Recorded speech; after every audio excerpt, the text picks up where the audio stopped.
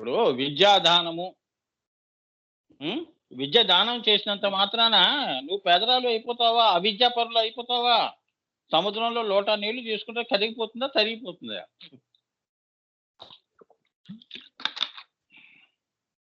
హ్మ్. విద్యాదానం చేస్తుంటే ఒక దీపం కొన్ని కోట్ల, లక్షల దీపాల్ని వెలిగిస్తోంది. తన కాంతిని కోల్పోతోందా? అటువంటి అక్షయ ఇస్తుంది నీకు. డబ్బు దానం నువ్వు మంచి సంకల్పం పెట్టుకున్నావనుకో, గుడి కట్టాలనుకున్నప్పుడు ఎవడో వచ్చి గురువుగారు నాకు అవకాశం ఇవ్వండి నేను మొత్తం కడతాను అంటాడు. నా చందా ఇంత అంటాడు. సంకల్పం పెట్టు అదే దయాపర అంటే.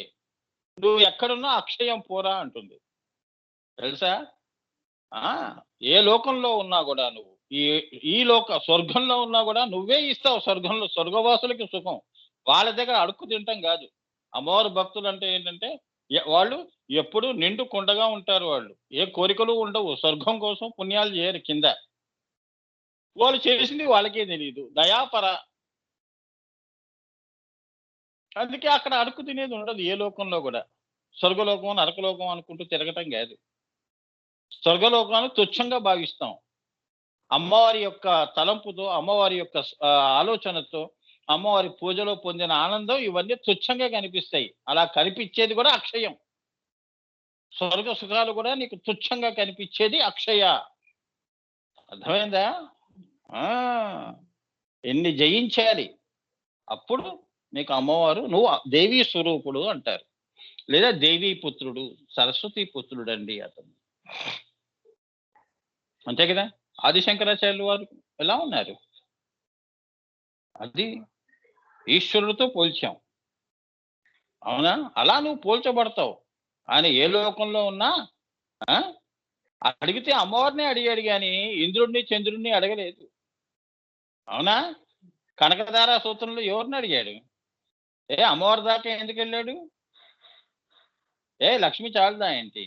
ఈ స్థూల లక్ష్ములు, చిన్న చిన్న దేవతలు ఈయన పిలిస్తే రారు? ఇవ్వరా? ఆ చిన్న పేదరాలికి ఎంత కావాలి డబ్బు? అవునా? ఉసిరికాయంత బంగారం ఇవ్వటానికి ఆ లలితా పరాభట్టారికనే ఎలా కదిలింది? అది కూడా కనకధారలో మీరు తెలుసుకోవాలి. అవునా? చిన్నదానికి కూడా అమ్మనే అడిగాడు. ఆ తల్లి మరి కరుణతో చాలా మంది దేవతలున్నారు ఇచ్చేవాళ్ళు. కానీ ఎవరిని అడగలేదు. ఇంట్లో కూడా అంతే కదా! భార్య ఎవరిని అడుగుతుంది? పిల్లల్ని ఎవరిని అడగదు. భర్తనే అడుగుతుంది. అట్లా అన్నమాట. పోన్లే ఆయన చిరాకు పడినా ఆ అధికారంతో అన్నాడని తల వంచుకొని వెళ్ళిపోతుంది. చూసారా? అది అవమానంగా అనుకోదు. పోన్లే మళ్ళీ ఆయన్నే తెలుసుకొని మళ్ళీ వెళ్తూ సర్లే ఇగో ఈ రూ. 1000 ఉంచుకో అని చెప్పి వెళ్ళిపోతాడు. కానీ ఇంకెక్కడ తలకాయ వంచదు. అర్థమైందా? అది దయాపర లక్షణాలంటే అదన్నమాట. ఆది శంకరాచార్యులు వారి దగ్గర నుంచి ఈ మన జీవితాల వరకు గూడా మనం ఎలా ఉన్నాం అనేది గమనించాలి. మనం ఈ దయాపరాలో మనం అమ్మవారి యొక్క నామాల్లో గుణములు, విభూదుల్లో ఉన్నాం. మనం విభూదుల్లోనే లేకుండా అమ్మవారిని మనం కోరుతున్నాం. నేను పిలిస్తే రావాలని. అవునా? ఒక్క లక్షణం ఉంటే చూపించరా వస్తాను అంటుంది అమ్మవారు. ఏది? ఎప్పుడూ మనం చేతులు కట్టుకునే ఉంటాం. అమ్మా నువ్విస్తే నేను తీసుకుంటా. అవునా? దయాపర అంటే అది. చాలు ఇంకా చెప్పొచ్చు. చాలా ఉందమ్మా జీవితానికి సంబంధించింది. ప్రతి ఇంట్లో ఏం జరుగుతుందో భాగవతం అంతా తెలుసు. నేనిక్కడుండే సర్వం అమ్మవారు అటువంటి దృష్టి కూడా శివ దృష్టి, సమదృష్టితో నేను చూస్తాను అని కాదు, అమ్మ చూస్తుందని మర్చిపోకండి. అందుకే నన్ను ఒక నిమిత్త మాత్రుడిగా ఇక్కడ కూర్చోబెట్టి చెప్పిస్తాను. అంతేగాని ఈ చెప్పటం, చెప్పించటం ఇది కూడా దయాపర. అది ఒక్కటి గుర్తుంచుకొని నా నామాలు కొనసాగిస్తాను. నేను ఏం మాట్లాడుతున్నానో నాకు తెలీదు. నేనేం చేస్తున్నానో నాకు తెలీదు. అంతా దయాపర అంతే. వర్షం పడుతుంది.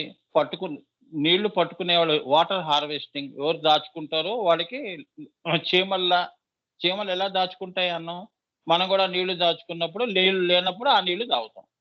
అలా నేను ఈ యొక్క జ్ఞానసాగరం అంతా ధారపోసేస్తున్నాను. ఏరుకునేవాళ్ళు ఏరుకుంటారు. లేదా అలా ప్రవహిస్తూ ఉంటుందంతే. తెలుసుకున్నవాడు వచ్చి దాహం తీర్చుకుంటాడు. అందుకే క్యాసెట్ల రూపంలోను, ఈ రికార్డింగ్స్ రూపంలోనూ ఉంటాయి. అందరూ వినేయాలని ఏం లేదు. నాకటువంటిది ఏం లేదు. దయాపర. ఎవడికి ఏ టైంలో సంకల్పం పుడుతుందో అందరికి ఒకటేసారి ఒకే ముహూర్తంలో పెళ్లి ముహూర్తం కాదు కదా! అందరూ దేవుడిని తెలుసుకోవాలి, లోక కళ్యాణం జరిగిపోవాలంటే అది ఏకకాలంలో జరిగేది కాదు. పెళ్ళికి ఒక ముహూర్తం పెట్టావు. మరి ఇది జీవితాలు మరి.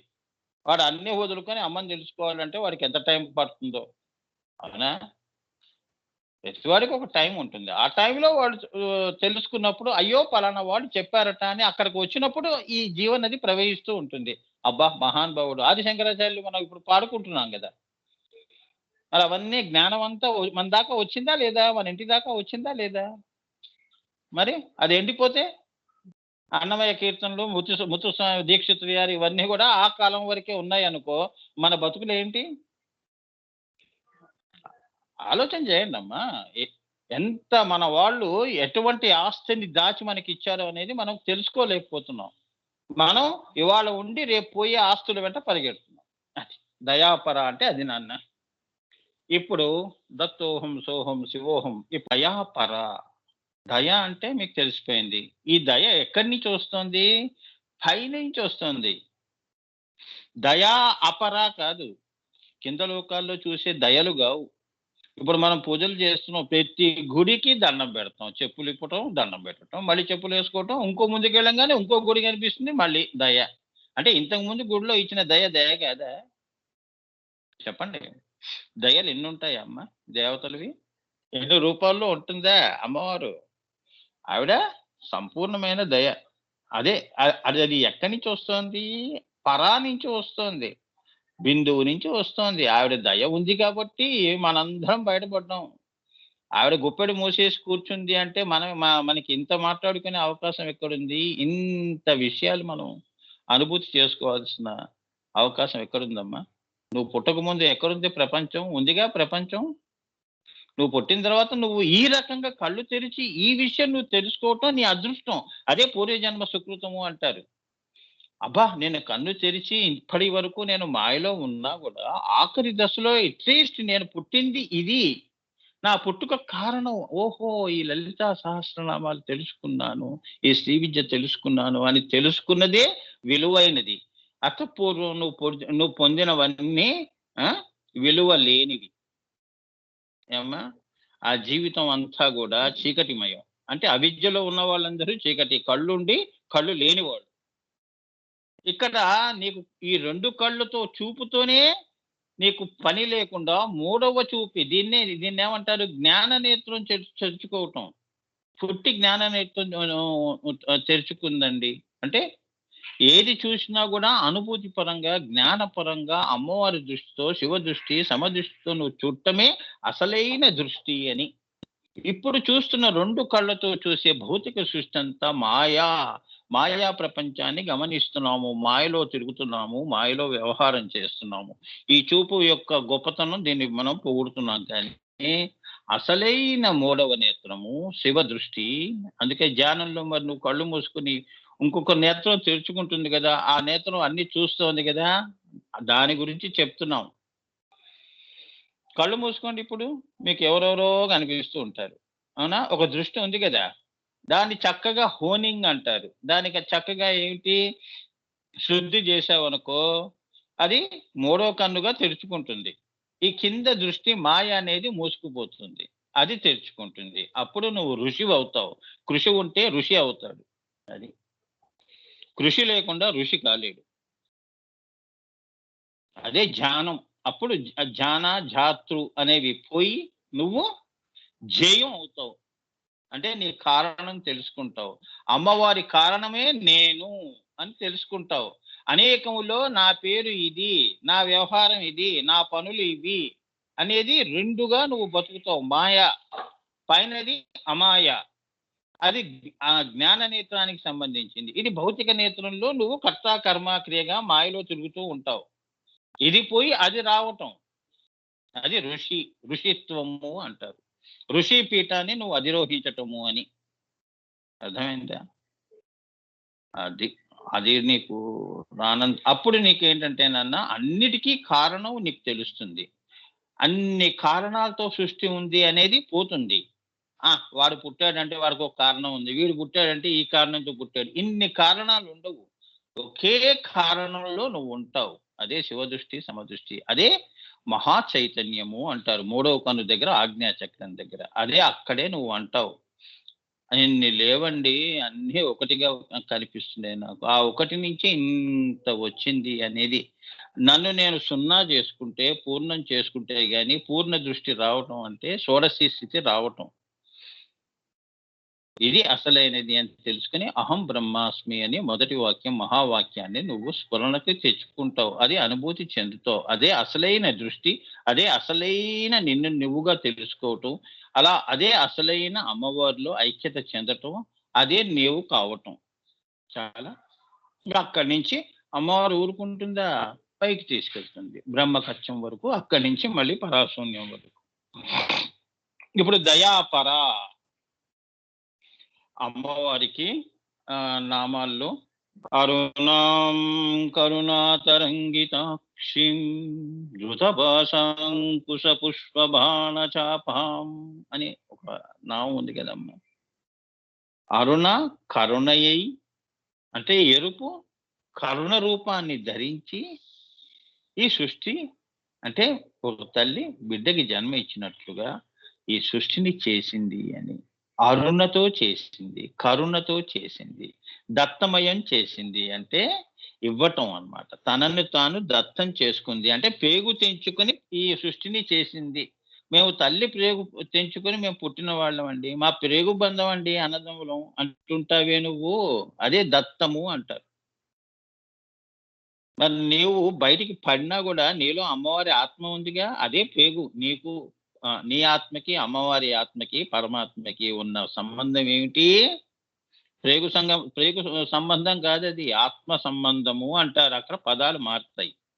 ఇక్కడ భౌతికంగా ఉంటే నా కొడుకండి నా ప్రేగు బంధం ఎక్కడ పోతుంది? పిల్లల మీద ఎంత వాళ్ళు తప్పులు చేసినా క్షమించే గుణం. అరుణాం కరుణాతరంగితాక్షి. వాడు తిట్టినా, అరిచినా, చికాకు పడినా, అవమానం చేసిన తల్లి అరుణ, కరుణ స్థితిలోనే ఉంటుంది. శాపం పెట్టదు. అవునా? మరి నీకే ఇంత కరుణ లక్షణాలున్నప్పుడు అమ్మవారికి ఎంతుండాలి? ఆవిడ ఇద్దరు, ముగ్గురు పిల్లల్ని కందా. 9 ఆవరణాలు. అవునా? ఆవిడ ప్రేమ ఎలా ఉంటుంది? అందుకే ఆవిడది కరుణా సముద్రాలావిడ. ఆ కరుణయే లక్ష్మి. మహాలక్ష్మి స్వరూపం. మహాలక్ష్మి రూపంగానే మనకి ఇంత అష్టలక్ష్ములు ఇక్కడ ఇచ్చింది. మరి అష్టలక్ష్ములు మనం అనుభవిస్తూ అవునా? ధాన్యలక్ష్మి, సంతాన లక్ష్మి ఇవన్నీ ఉన్నాయి కదమ్మా! అదే కరుణ. ఆ కరుణ లేకపోతే నీకు అన్నం ఎలా వస్తుంది? ఆ కరుణ లేకపోతే నీకు మరి 9 లక్ష్ములు సంతానాలు ఎలా ఉంటాయి? సంతానాలు ఎలా పుడతాయి? అవునా? రాజ్యము ఇటువంటివన్నీ ఉన్నాయి గదా! ఆ అరుణ కరుణయే సృష్టి చేసింది అని ఈ సృష్టియే మహాలక్ష్మి స్వరూపం. ఆ మహాలక్ష్మి స్వరూపంలో తన బిడ్డలు కూడా మహాలక్ష్మి స్వరూపాలు అని వాళ్ళకి ఏ లోటు ఉండకూడదు అని చెప్పి ఇంత వనస్పతులు హిరణ్యవర్ణాం హరిణిం ఇంత సంపదలు ఇచ్చిందనమాట. ఎవడు ఎంత తీసుకున్నా మిగిలిపోయే సంపదలు ఇచ్చింది. అవునా? మరి ఎన్ని యుగాల నుంచి మనం ఈ భూమిని మనం అందరం అనుభవిస్తున్నాం. పిల్లలందరూ అనుభవిస్తున్నారు. తరిగిపోయిందా? చెప్పండి.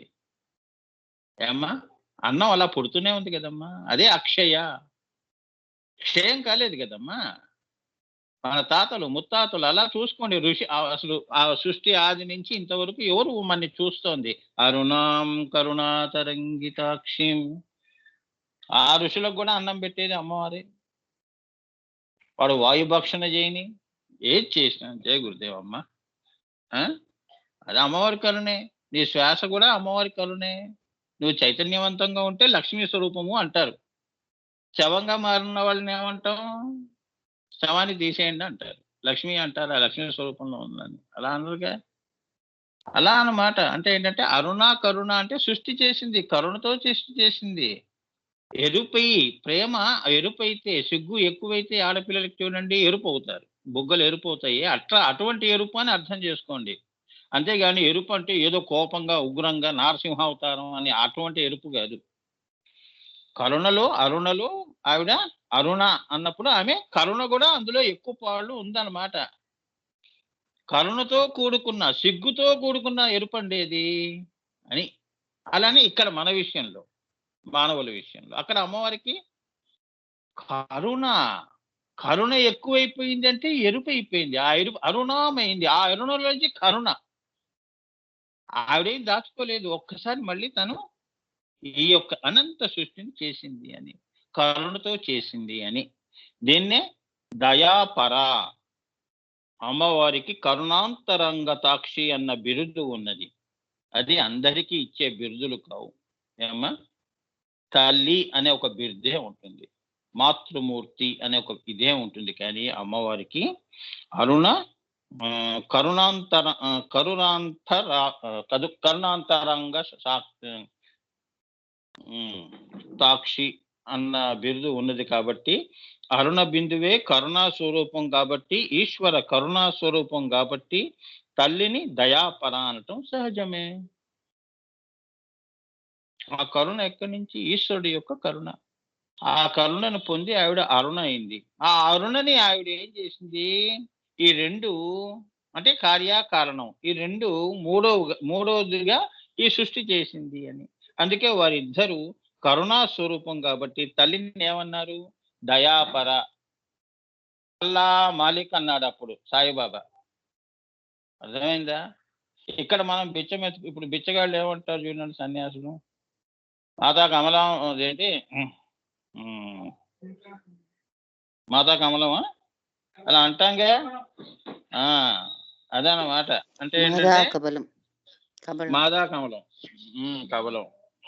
ఇక్కడ ఏంటి ఈ ముష్టి ఎత్తుకోవటం ఏంటంటే ఇది స్థూల, ఇది స్థూలము.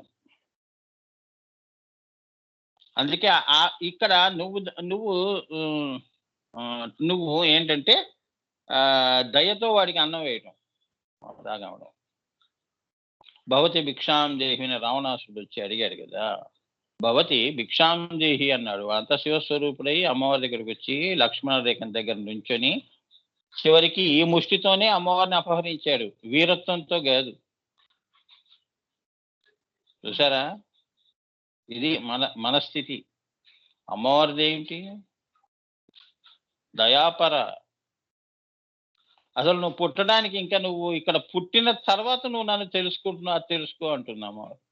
నేను గనక నిన్ను పుట్టించుకో, అరుణ కరుణ అనేది లేకపోతే సృష్టి లేదు. ఇంకేం నువ్వు? అవునా? ఈ ఆనందాలు లేవు, ఈ నవ్వులు లేవు, ఈ మాయలో నేనే గొప్ప అని అనుకునేది లేదు. ఈ మాయలో అందరితోనూ అనిపిస్తుంది నేను గొప్ప అనిపిస్తుంది, నాకు అన్నీ తెలుసు అనిపిస్తుంది. చివరికి నీకు ఏమీ తెలియకుండా తీసుకెళ్ళిపోతుంది. అది కూడా గుర్తుంచుకోండి అంటోంది అమ్మవారు. పిచ్చి వేషాలు వేయకూడదు అమ్మవారి దగ్గర. ఎలా ఉండాలో ఎంత లక్ష్మణ రేఖలు ఉంటాయి. ఇవే నవావరణాలు. ప్రతి లోకం ఓం భూ, ఈ భూమిలో నువ్వు ఉన్నప్పుడు ఈ భూమికి సంబంధించినవి ఏమున్నాయో ఆ విద్యలు ఆ పనులు అవే చెయ్యి. అవి సంపూర్ణంగా చెయ్యి. అమ్మవారికి గురువులకి నచ్చే విధంగా చెయ్యి. అప్పుడు నిన్ను ఆ యొక్క లక్ష్మణ రేఖ దాటించి ఓం భువ భువర్లోకంలో అంటే శక్తిమయ కేంద్రంలో ప్రవేశపెడతారు. శక్తిమయ కేంద్రం అంటే ఏంటంటే ఇప్పుడు నీ శరీరము లోపల ఉన్న శక్తి ఉందే చైతన్యం, ఆ శక్తిమయ కేంద్రంలో నీకు మంచి పనులు ఇచ్చి మంచి జన్మని ఇస్తుంది. అక్కడి నుంచి అక్కడ నువ్వు బాగా చేసావు ఆ యొక్క లక్ష్మణ రేఖలో, ఆ యొక్క పరిధిలో మళ్ళీ నిన్ను మూడవ ఓం భూ ఓం భువ ఓం సువ బుద్ధిమయ లోకంలో పెడుతుంది, ఆదిత్య లోకం. ఆ బుద్ధిమయ లోకంలో బుద్ధిమంతుడు అనిపించుకోవాలి నువ్వు. అక్కడ నీ శాస్త్రాల కమలం విచ్చుకుంటుంది. అంత కింద లోకాలకి ఎప్పుడు మంచిగా చేస్తూ ఉంటావు. ఇప్పుడు ప్రకృతి శక్తులు కూడా చూడండి మనకి ఎంత మంచి చేస్తున్నాయో, అవునా? అటువంటి పనులు అరూపంలో నీతో చేయిస్తుంది. నీకు రూపం ఇక్కడ కేవలం స్థూలంలోనే, అక్కడంతా అరూపంగా ఉంటావు నువ్వు. అంత మాత్రాన నువ్వు తలుచుకుంటే రూపం రాదని కాదు, వస్తుంది రూపం. నువ్వు తలుచుకోగానే ఏ రూపంలో అయినా ఎవరికైనా కనిపిస్తావు. అక్కడి నుంచి నేను పై లోకాలకి తీసుకెళ్తుంది. అట్లా నువ్వు ఈ 14 లోకాలు దాటుకుంటూ అమ్మవారి బిందువులోకి వెళతావు అని ఈ నామం. దయాపర అంటే అది. ఆ దయ ఎక్కడి నుంచి వచ్చిందో అనేది ఆ బిందువు నుంచి వచ్చింది కాబట్టి అదే నీ సవికల్ప సమాధి. అది నువ్వు కావాలి. ఈ కింద పరీక్షలన్నీ నువ్వు తట్టుకోవాలి. అమ్మని నమ్ముకోవాలి. గురువుల యొక్క సేవ జేసుకోవాలి. ఆవిడ గురు గోవింద రూపిణి. నీకు తెలియనివన్నీ తెలియపరిచే వాళ్ళందరూ నీ గురువులేనమ్మా. నేనే గురువని గాదు ఇక్కడ. చాలా వాళ్ళు చిన్నవాళ్ళా, పెద్దవాళ్ళా అనేది నీకెందుకు? వామన అవతారంలో వీడు చిన్నవాడేగా రాజు కంటే. మరి విష్ణుమూర్తి కాలం ఎప్పుడు పుట్టాడంటే అనాది ఆయన. అనంతుడు. ఈ కాలంతో మనం కొలవకూడదు. అదనమాట. వాళ్ళు చేసే మంచి పని ఆది నుంచి ఉంటాయి. లోక కళ్యాణం అనేది ఆది నుంచి ఉంది. కరుణ ఎప్పటి నుంచి ఉంది? నువ్వు పుట్టిన తర్వాత కరుణ అనేది పుట్టిందా? అంటే నిన్న లేదా? నువ్వు పుట్టక పూర్వం కరుణ, దయ ఇవన్నీ లేవు. మీ అమ్మలో లేవా? నువ్వు పుట్టిన తర్వాతే కరుణ పుట్టిందా? నువ్వు పుట్టిన తర్వాతే మంచి పుట్టిందా? అది జెప్తున్నారు. దయాపర అన్నారు. ఇట్లా నువ్వు ఆలోచన చెయ్యకు. ఇది పరాకి సంబంధించినది. ఆ పరయే అపరలోకాల్లో స్థూలం వరకు ఆ కరుణ ప్రవహించింది. అదే గంగ, ఆకాశ గంగ అని. అంతేగాని శ్రీశైలంలో మీరు చూసే నెత్తి మీద పోసుకునే నీళ్లు కావు. ఆ గంగ కాదు. అది చూసి మురిసిపోవటం కాదు. అసలైన గంగ అమ్మవారిది బిందువు నుంచి వస్తుంది. అదే ఆకాశ గంగ అంటారు. మనం అందరం ఆ ఆకాశ గంగ నుంచి పుట్టిన వాళ్ళం. అది. ఏమ్మా? కాంతి ప్రవాహం అదే ఆది శంకరాచార్యుల వారు ఏమన్నారు? సౌందర్య లహరి భూతాకాశం దగ్గర వచ్చిన తర్వాత మనందరం జీవ సృష్టి నారాయణ పుట్టాం. శరీరంగా శుక్ర శోణితాల రూపంలో పిండమై, అండమై, పిండమై, బ్రహ్మాండమై పుట్టాం. మరి మన మూలం ఏది? ఆకాశగంగా బిందువు. కాంతి ఇగో ఇలా స్థూలంగా పాంచభౌతికమై ఆ నీటి నుంచి శుక్ర శోణితాలై అందులో నుంచి పిండమై ఇలా వచ్చాం కదా మరి. మరి ఇప్పుడన్నా చెప్పండి. ఇప్పుడు మనందరం ఎక్కడి నుంచి వచ్చాం? ఆకాశ గంగ స్వామి అనాల్సిందే. అదే దయాపర. ఆ తల్లి దయ ఉంది కాబట్టి భూమి మీద పడ్డాను స్వామి. జాగ్రత్తగా పడ్డా, మంచి ఇంట్లో పడ్డా. మంచి జీవితాన్ని అనుభవిస్తున్నా. అంతేగా? మరి ఏ జన్మలో నువ్వు పుణ్యం చేసుకున్నావు? అవునా?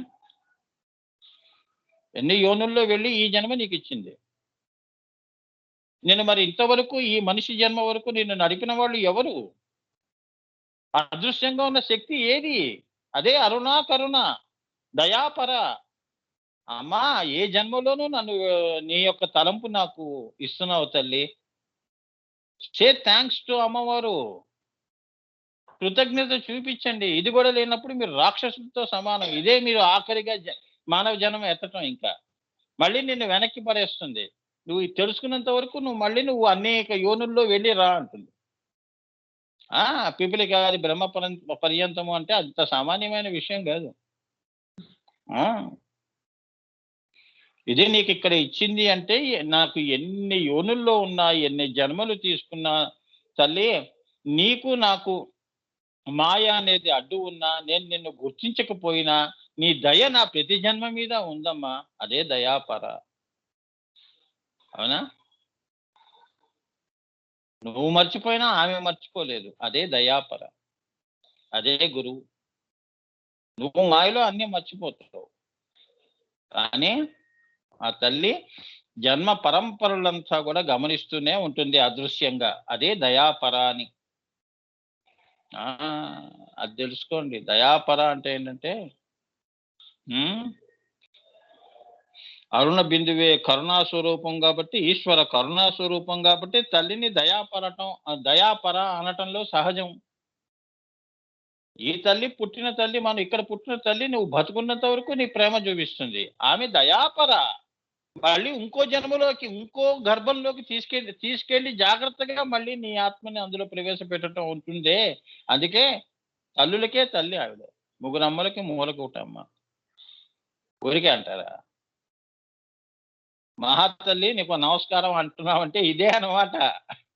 తల్లి అంటే మామూలు భౌతికం. ఆది భౌతికం వస్తే అబ్బో బాబోయ్! ఈ మహాతల్లి అండి బాబు కనకదుర్గలా రెచ్చిపోతోంది. ఆ మహాతల్లి అన్నమాట చెప్తున్నారు. మనమేమో హాస్యం చేస్తున్నాం, అపహాస్యం చేస్తున్నాం ఆ నామాలు. మహాతల్లి అనుకుంటూ. మహాతల్లి అనంగానే అమ్మో రాక్షసి అని గుర్తుకొస్తోంది. కానీ అరుణ, కరుణ అనే అమ్మవారు గుర్తురాదు. అమ్మో! వాళ్ళ ఇంట్లో మహాతల్లి అని కూతుర్ని బాధేస్తోందే. అంటే మహాతల్లి అంటే రాక్షసా? కాదుగా. నిజమైన అర్థం ఏంటి? దయాపర. అదను. ఆ తల్లి అనేది అక్కడ అపహాస్యం అవుతోంది. కానీ ఆది భౌతికంలో, ఆది ఆహ్, దైవతంలో ఆవిడ దయాపర. మహాతల్లి. అనటంలో ఎంత తేడా ఉంది చూడు. మహాతల్లి నీకో నమస్కారం అన్నాననుకోండి. కోపంగా అన్నాడు గురువుగారు. ఆ మహాతల్లి యొక్క కరుణ అని అన్నాననుకోండి. అబ్బా! ఆ దయాపర అనేది మాకు అర్థమవుతుంది స్వామి. అంటే ఉచ్చరించటంలో అంత తేడా ఉంటుంది. అదే వాక్కు. ఆ వాక్కు కూడా నీకిస్తుందని. ఆ వాక్కు ద్వారా నువ్వు ఈ లలితా సహస్రనామాలు ఏవైతే ఉన్నాయో, గూఢార్థాలు ఏవైతే ఉన్నాయో, అవన్నీ నువ్వు స్వచ్ఛమైన, శుద్ధమైన బుద్ధితో తెలుసుకో అని. మాయా బుద్ధితో తెలుసుకోకు. మహాతల్లి అనుకుంటూ చదవకు. అది. చికాకుగా చదివావంటే నేనెప్పుడు నీకు అర్థం కానని. అలా గూడా చూసుకోవాలి. మనం చేసే ప్రతి పనిలో గూడా శుద్ధత్వం ఉండాలి. ఇంటి ముందు ముగ్గు పెట్టడంత మాత్రాన ఇల్లు చక్కబడిపోలేదు. ఇంట్లో ఇంకా చాలా పనులుంటాయి. ముగ్గు వేసాం పని అయిపోయింది గాదు. అసలైన పని అక్కడే అంతం కాదు, ఇది ఆరంభం మొదలు ఇంకా. అంట్లు, బట్టలు ఇంకా చాలా ఉంటాయి. వంటలు, పెంటలు అన్నీ ఉంటాయి. అర్థమైందా? అంత సింపుల్‌గా చూపిస్తున్నాను నేను. ఇది సాపేక్షంగా చూపిస్తున్నాను. ఇది అర్థం చేసుకుంటే అది అర్థమవుతుంది. దయాపర అర్థమవుతుంది. ముందు ఈ తల్లి ప్రేమను అర్థం చేసుకోండి. ముందు ఈ తల్లిని గౌరవించండి. ఆమె ప్రతిరూపమే గదా! ప్రతిరూపము అంటే ఏంటంటే, ఆమె లక్షణాలన్నీ పుణికి పుచ్చుకొని ఈ తల్లి పుట్టింది. నిన్ను పుట్టించిందని. ఆ దయాపర.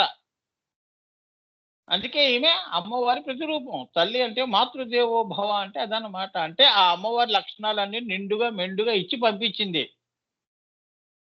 అంతేగాని ఆవిడ యొక్క రూపము ఇవి గావు. మనం అనుకున్నవి గావు.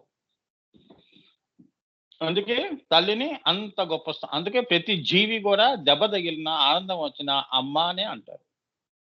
అయ్యా! అమ్మ బాబోయ్ అని అనరు. బాబోయ్ అని ఎప్పుడు అంటామంటే భయమేస్తే అంటాం. అయ్య బాబోయ్ అని పరిగెత్తుతాం.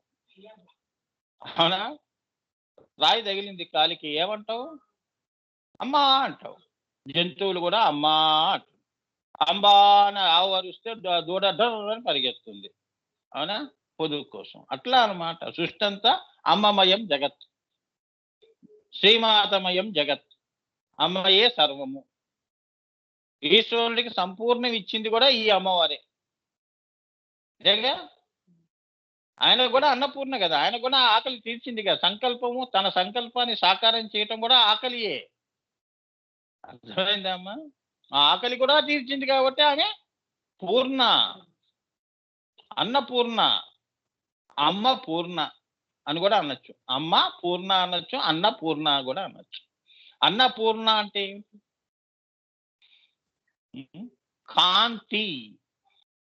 అమ్మవారి యొక్క సైన్యము కాంతి. బిందువు అది.